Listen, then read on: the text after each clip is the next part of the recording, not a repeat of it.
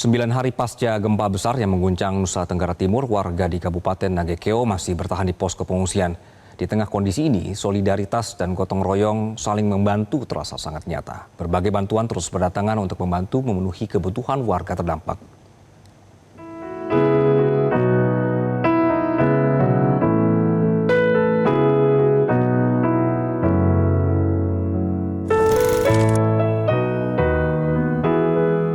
Di tenda sederhana posko pengungsian Kampung Makipaket, Kelurahan Bai 2, Kabupaten Nagekeo inilah warga harus bertahan hingga waktu yang belum bisa dipastikan.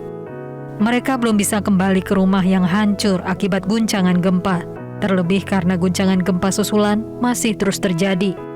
Di tengah keterbatasan ini, solidaritas dan bantuan untuk mereka yang membutuhkan datang dari berbagai pihak. Salah satunya dari BNI Berbagi, yang menyalurkan kebutuhan pokok bagi warga terdampak.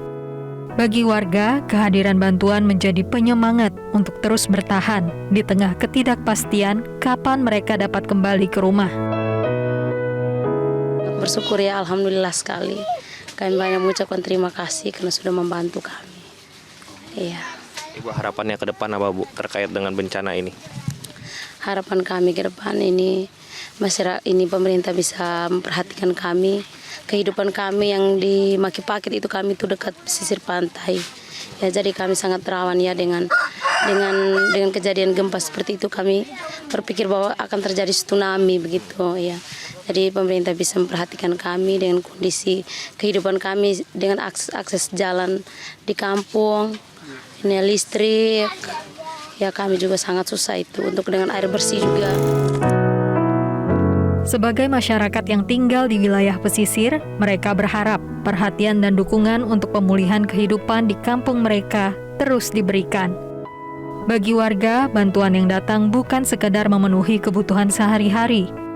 Kehadiran para relawan dan lembaga yang memberikan bantuan juga membuat mereka merasa tidak sendirian menghadapi masa sulit pasca gempa. Hari kami masih ada di posko yang sederhana ini. Kami tinggal mendengar dari panduan dari pemerintah sendiri kapan kami mau kembali. Tetapi sementara waktu kami belum bisa pulang karena gempa susulan itu tetap hadir. Jadi kami selalu wanti-wanti karena jangkauan kami dari pengungsi ini ke kampung sepanjang 3 kilo.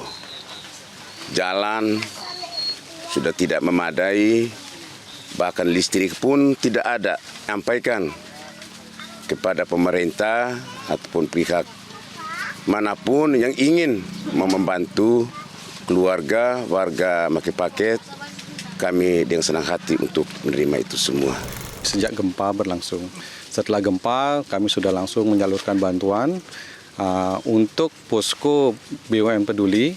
Tentu programnya adalah penyaluran kebutuhan pokok. Yang kedua adalah nanti ada perbaikan terkait dengan rumah-rumah yang terdampak. Selanjutnya juga kami ada pelayanan kesehatan. Selain itu juga kami ada yang namanya untuk anak-anak, Pak. Ya, jadi trauma healing. Jadi anak-anak kita ajak bermain, kita berikan alat-alat permainan, jadi anak-anak bisa melupakan trauma terkait dengan gempa tersebut. Ya, jadi kita harapkan anak-anak bisa ceria walaupun di tempat pengungsian. Seperti itu sih, Pak. Upaya percepatan penanganan pemulihan pasca gempa yang mengguncang Nusa Tenggara Timur terus dilakukan oleh pemerintah pusat dan daerah dengan melibatkan seluruh pihak terkait.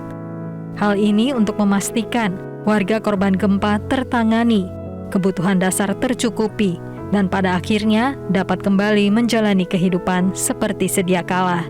Tim Liputan Metro TV. Jelajahi cara baru mendapatkan informasi. Download Metro TV Extend sekarang.